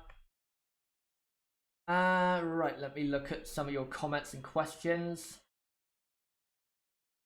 Crystal Racing says the old Hockenheim would see a horrible lift and coast race. Prefer the new Hockenheim much more.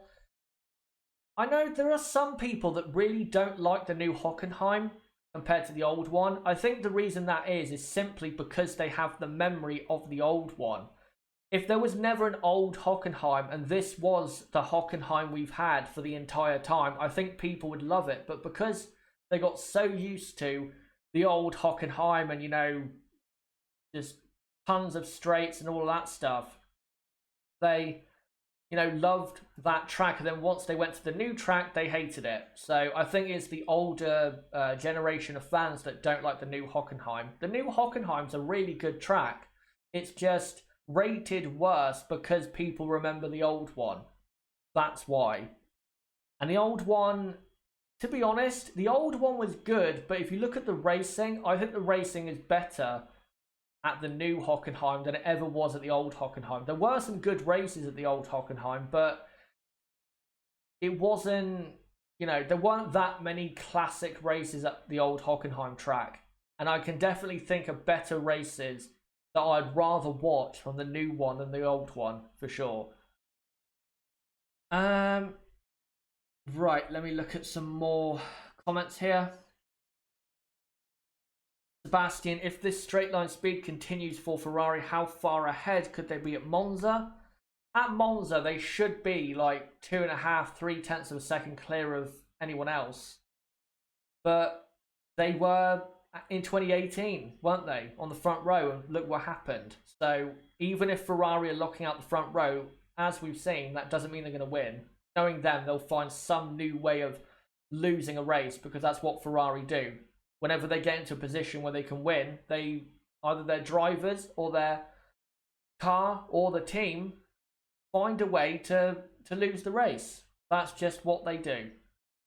So even if they are very quick at Monza, which they will be, they'll probably be on pole, but in the race, I wouldn't be surprised if they messed up again and ended up not winning. And I will say, I think Ferrari's last hope of winning a Grand Prix is Monza. If they don't win at Monza, Ferrari's 2019 is over. They should concentrate fully on 2020 if they don't win the Italian Grand Prix. Because if they don't win the Italian Grand Prix, they aren't going to win a race. Because if they can't win that race, then they have no hope of winning anywhere else. Because that is the most powerful power track there is. And if you can't win there with the best power unit in Formula One, then I'm sorry, you have absolutely no hope of winning a Grand Prix at any other circuit. So if they don't win there, game over. And knowing Ferrari, they'll find a way to lose. Probably Mercedes will still end up with a 1-2 finish. Knowing Ferrari. Super Vlogger Michael says Hungary, I think Mercedes will be 1-2 and about half a second ahead of Red Bull and 7/10 ahead of Ferrari. And then Jordi says Hungary is a nightmare for Ferrari. Just to let you guys know, even though it won't make a difference probably, Ferrari are bringing a new update to the Hungarian Grand Prix. I don't know what it is, but it's most likely just going to be some kind of small aerodynamic upgrade to the car to try and improve their cornering speed compared to Mercedes and Red Bull. I will say though, I think you are underrating the Red Bull car when it comes to Hungary. I think Red Bull will be a lot closer than half a second off. I think he'll be a bit more like quarter of a second, honestly. But, there you go. Let me look at some other comments. Crystal Racing says every season of refueling saw a lower average of overtakes compared to every season of no refueling between before 1994 and since 2010. Well, again, you don't even have to look at the stats really. If you just go back and look at 3 races from the refueling era, right in the middle of it, say around 2003, 2004, go watch 3 races from back then, and then go watch 3 races from like 2013, and you will see a lot more overtaking in 2013 compared to 2003. Because in 2003, all they were doing was pushing like crazy to get ahead at the pit stops, not to actually overtake. There were plenty of great overtakes during 2003, but again, they weren't really racing to overtake. They were racing to get ahead at the pit stops. And unless you find strategy very interesting, which I actually do, by the way, I do find the strategy part of Formula One a very interesting thing, but most people don't. And if we go back to refueling, strategy is going to be absolutely number one. The number one most important thing. Forget tyre wear. It'll be all about how long you can run compared to the other guy. And also, considering that Inaki Rueda is still at Ferrari, I don't think it's the best idea that they bring back refueling or that Ferrari campaign for the return of it, because again, strategy will become the most important thing in the sport, and he is so bad at strategy that I honestly think I could do a better job than him in that role. So for Ferrari's sake, let's hope that they don't end up going to refueling, because they'll probably end up falling back during every race because they've gone with the wrong amount of fuel or some ridiculous thing like that. Right, let's look at some other comments here. Chazza, what do you want tomorrow? Sun or rain? I want sun because Hamilton will dominate if it rains and Ferrari will be crap. I want sun tomorrow and then rain on Sunday, because I would much rather watch a wet race than a wet qualifying. We have actually had quite a few wet qualifying sessions in the last couple of years, but we haven't really had any wet races. By the way, if you can hear any notification sounds, sorry about that. It's just my comment notifications going off. So if you can hear that, sorry about that. Nothing I can do really about that. But what was I saying? Yeah, I want to see a wet race for once. Singapore 2017 wasn't really a wet race. It was only wet for like 15 laps, and 10 of them were under the safety car because Vettel, bottled it against Raikkonen and Verstappen at turn 1. So, yeah, I want to see a wet race. We haven't had a proper wet race since Brazil in 2016. That was a proper wet race with plenty of excitement, plenty of drama, and great driving. So that's what I want to see. I don't want to see, say 15 laps of rain, but 10 of them are under the safety car. That's not what I want to see. I want to see a proper wet race, and I want to see who right now in Formula 1 is great in the wet and who is not. That's what I want to see. And hopefully we get that on Sunday. But because in the last couple years, plenty of times we've had races where there might be rain, and it hasn't happened, I'm not going to say it's going to happen, because knowing us, it won't happen at all. It'll probably end up being sunny or something. So I'm not going to, say it's going to happen. And coming back from the replay, Pierre Gasly has gone off at the final corner and hit the wall and is out of the session. His front left wheel is hanging off. So is his rear wing. So Gasly throws it in the wall at the final corner. Well, he shouldn't be pushing that hard in practice 2, but he is. And basically turned into the final corner, got oversteer, and then went to the scene of the accident. So with 14 minutes to go, Pierre Gasly crashes out of practice 2. That's not good for his confidence and for the Red Bull team, because, of course, they now have to rebuild that car, and hopefully there's no damage to the power unit or the gearbox. Again, here's a replay on the TV. So Gasly through the penultimate corner, things look fine. Then into the final corner, turns in. Probably was a bit too aggressive on the throttle in terms of wanting to really get through the corner, and that probably caused a slight bit of oversteer, and then that pushed him off the track and into the wall. So Gasly out of the session. That's not a good thing for him, as he now gets in the medical car and goes back to the pits. That shouldn't be that big of a a hit for him, because he was at quite a slow speed compared to other accidents. So I think Gasly will be fine with that.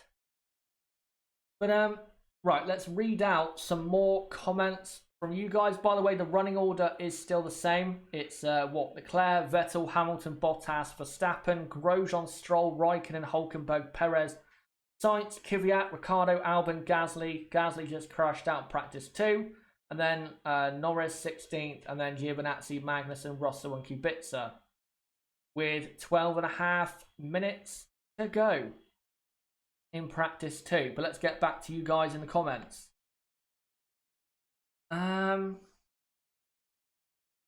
Right, let's find some other comments here. Super vlogger Michael: I want Hockenheim on the 2020 calendar, but not Barcelona. Yeah, I do as well, but it looks as though Barcelona will be on the calendar instead, because Hockenheim doesn't quite have the finances, I think, to continuously hold F1 races every single season for a long time.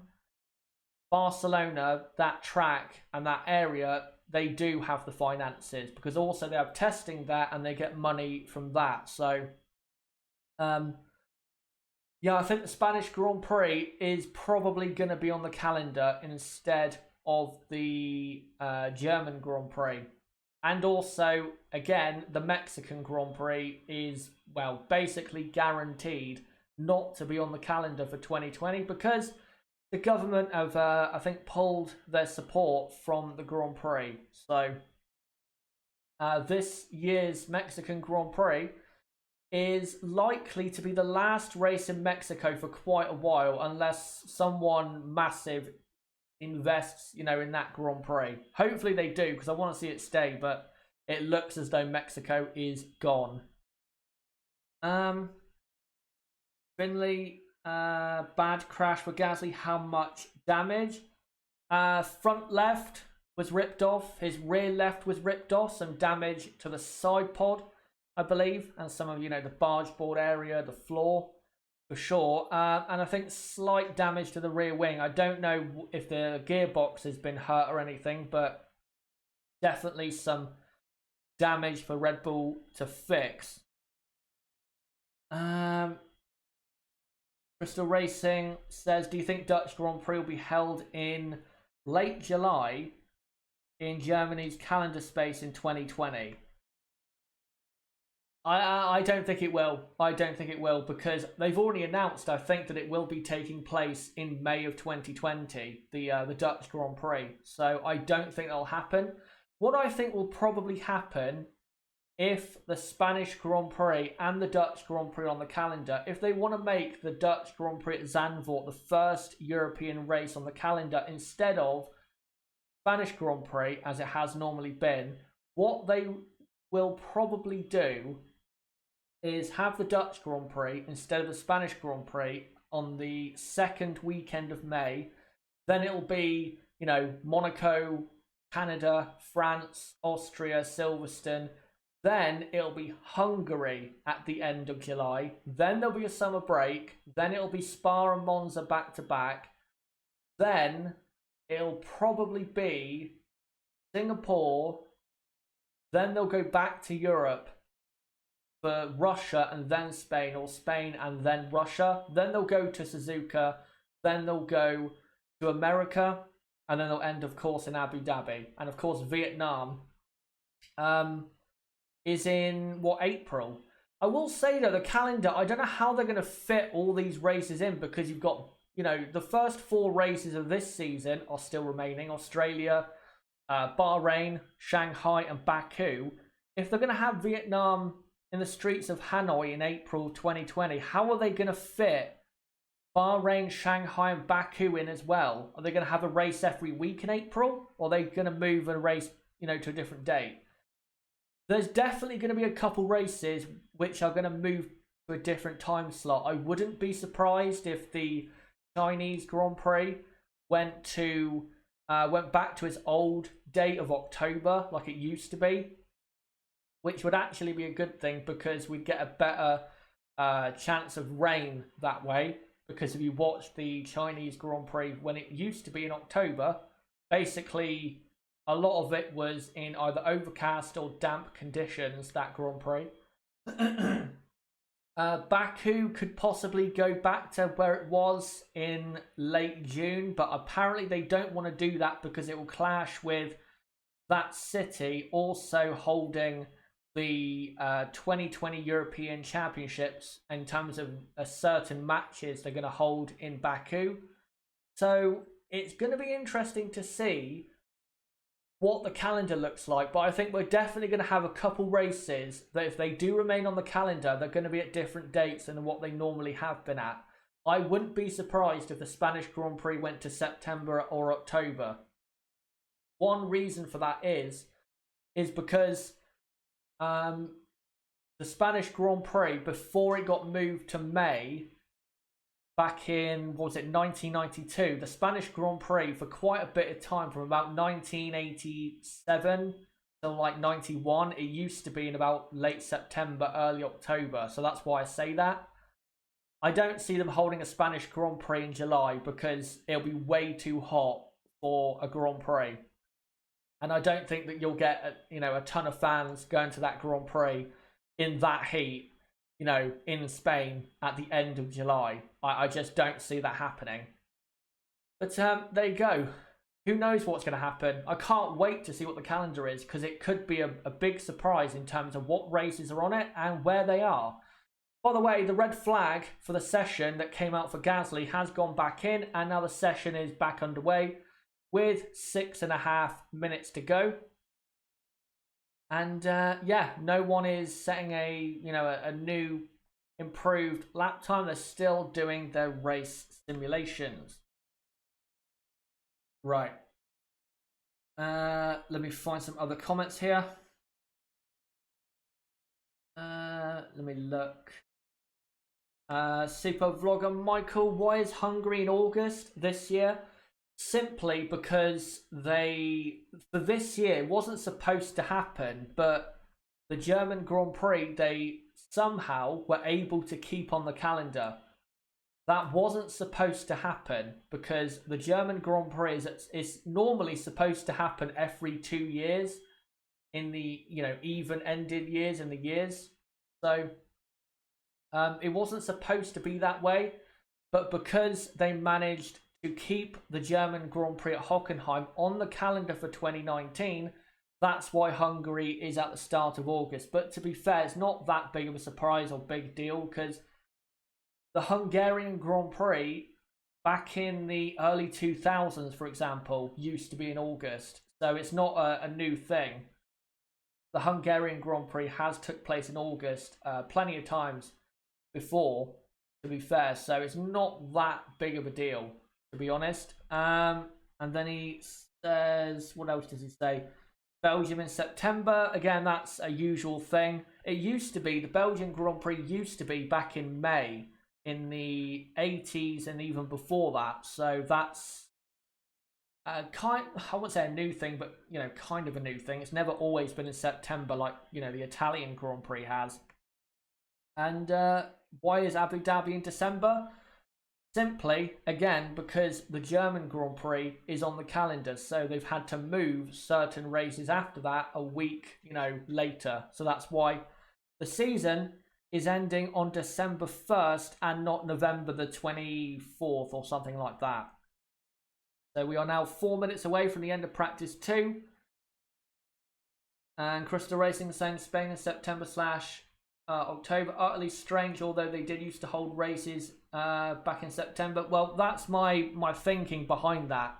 That's why I say that, because they used to hold it at that time before, so why wouldn't they go back to that? And I again, if they're going to hold the Spanish Grand Prix on the calendar but not have it in May, I don't see them holding it in July, because if you've ever been to Spain, you'll know that in July it is deadly with its heat. It's so hot. If you think in the UK at the moment it's hot, go to Spain right now at this time of year. It's so bad for heat, and I don't think you'll get that many people going to that race in such bad heat.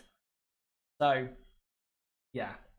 Right, let's look at some others here.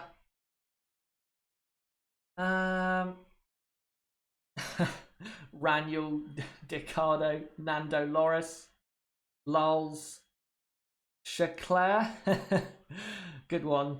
Gentonio Eovanazzi.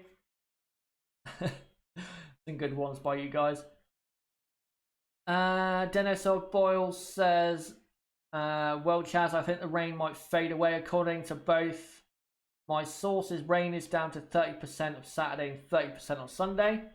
Again, rain could happen, but knowing the way our luck for Formula One fans works, it won't happen, because whenever we seem to possibly have a chance of rain, it never happens. So yeah, I'm not going to bet on it. I'm not going to say it's going to happen, because it most likely won't happen. We're probably just going to get an overcast Saturday and Sunday, because again, that's just the way it is.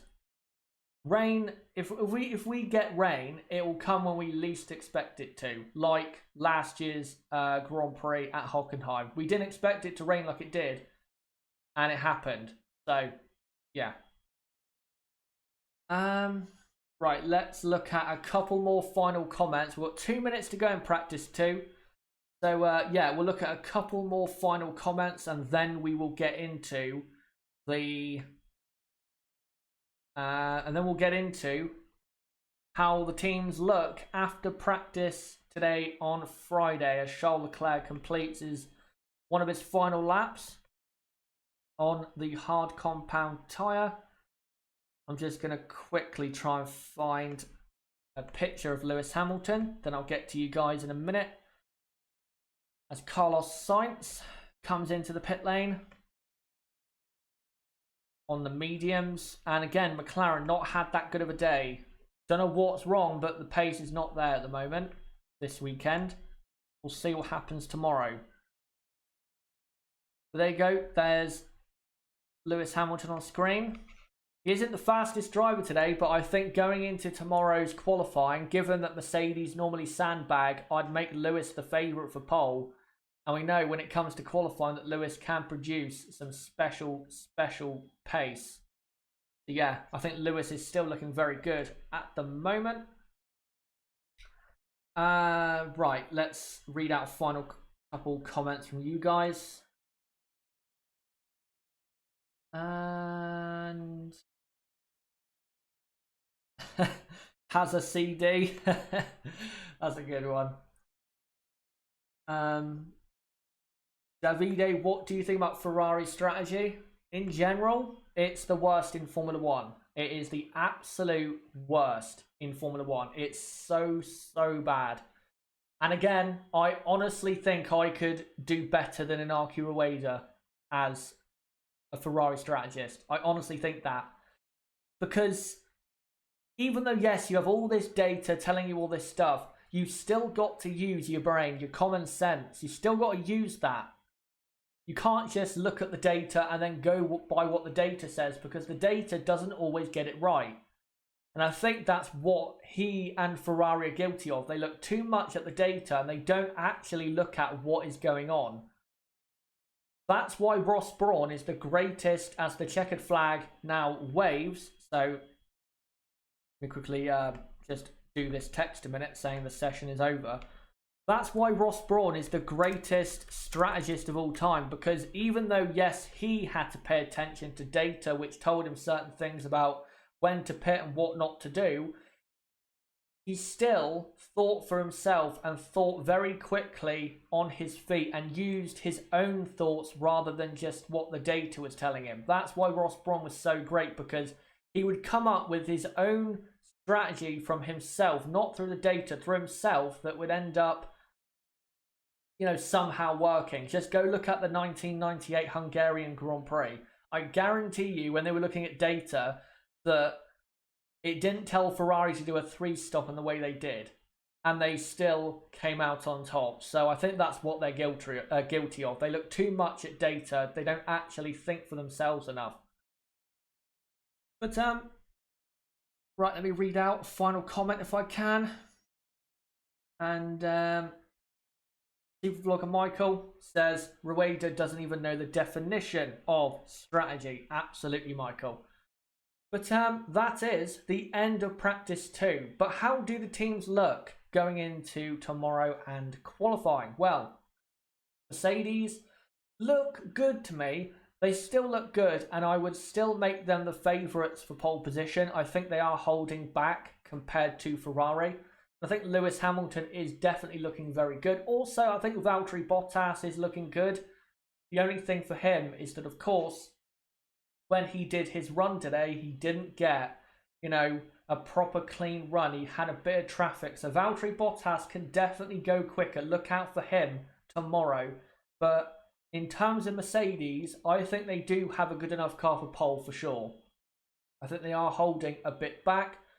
Ferrari look better than I thought they would be, but I still don't think they ultimately have the absolute best car. I think in the first half of the lap, their car looks very good, but in the second half of the lap, they're giving a bit too much away in the corners, and I think tomorrow that will cost them if they do end up slower than Mercedes. For Red Bull, kind of expected their gap behind Ferrari and Mercedes. They're about half a second to 0.6 of a second off. That's kind of expected. I think, you know, today Red Bull had a bit of a messy session, you know, Gasly crashing, Verstappen having some kind of reliability issues. So Red Bull have not had the cleanest day today, and I think tomorrow in practice 3 they'll be looking to get some good early laps in to try and find out the real pace of the car. But yeah, I think Red Bull are looking okay going into qualifying for the midfield. Renault not looking as good as I thought they would be. I thought Renault would be better today. I don't think Renault quite have as much pace as I was expecting. Daniel Ricciardo P13, Hülkenberg P9. You can guarantee, Renault are going to want to do better than that. That's definitely not what Renault are wanting for qualifying tomorrow. So definitely more pace, I think, needs to come from Renault. And I think what they need to solve in that car is the understeer they have in that car, because that front end today in practice 2 has looked quite frankly terrible, and they've got to solve it. McLaren also nowhere near where they thought they should be. P11 and P16, that's not good enough. And they really do also need to improve, because now is not the time to start falling back in this Constructors' Championship battle. They've got to start, or not got to start, but they've got to keep, up their performances of being in that top 10 when it matters and getting, good pace out of the car. So now is not the time for McLaren to start dropping back. They've got to get in that top 10 tomorrow with at least one of their cars. For Alpha, with one of their cars, Alpha look good, but I will say as well with Renault, they have horrible understeer in that car. They've got to solve the front end. It just doesn't look a good car on the front end. The rear end of the car looks fine and nicely balanced, but on the front end, there's not enough downforce there, and that is costing them. So they've got to solve that. Haas, again, like Alpha, with one of their cars, they look good, but with the other, they look terrible. I think the Haas car does look better than the Alpha, so I think Haas for qualifying pace are looking good. But as we know, race pace is always terrible. Toro Rosso, they look about 2 or 3 tenths of a second slower than I thought they would be today. That's not looking good for them, and they've got to definitely, improve their pace going forward into tomorrow. But the best midfield team, well, not the best midfield team, but the most happiest team today will be definitely Racing Point, because half of the B-spec upgrades that they have brought to this weekend have worked, and they look as though they can compete for a possible top 10 finish in qualifying tomorrow. How great would that be? Hopefully that does happen for them, because it'd be great to see that. But guys, that is now it for this stream. Thank you guys for coming along and being part of the stream as always. Good amount of numbers coming along. And yeah, great to have you all along and being a part of the stream. Now, I just want to say, I just want to, let you guys know what the schedule is going forward. So tomorrow I'll be live at 1 p.m. UK time for the qualifying watch along for the 2019 German Grand Prix. And then about 45 minutes after that stream finishes, around 4:15 p.m. UK time, will be a review of qualifying tomorrow. That is the content coming up tomorrow, so don't forget to subscribe to that. And also, of course, the race watch along on Sunday and the race review on Sunday, and then the incident analysis on Monday. But for tomorrow, qualifying watch along, be here at 1 p.m. UK time for that, for qualifying, for what could be a dry or a wet session at Hockenheim. But again, if you want to consistently watch the watch-alongs for the German Grand Prix, for the qualifying and the race this weekend, then this is the channel this is the place to be on this channel. So don't forget to subscribe. Bottom right of the screen, you can do it right there, or go to my homepage and subscribe and hit the notifications bell. Also smash the like button for more content like this. As well, comment down below what you thought of this video, and also comment down below what did you think of what I talked about in today's video or stream? And also, what do you think of the pace so far at Hockenheim? Are you surprised? Are you happy? Unhappy? Let me know in the comments.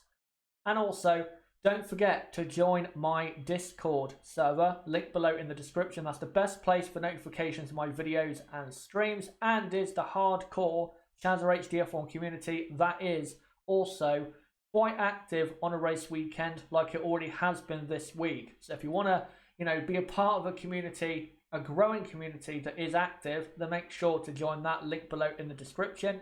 Also, follow me on Twitter at Chaz6110 and check out my website, chazahd.com, for more content like this. But guys, until the qualifying watch along tomorrow at 1 PM UK time for the 2019 German Grand Prix, it has been me, Chazza HD. Goodbye.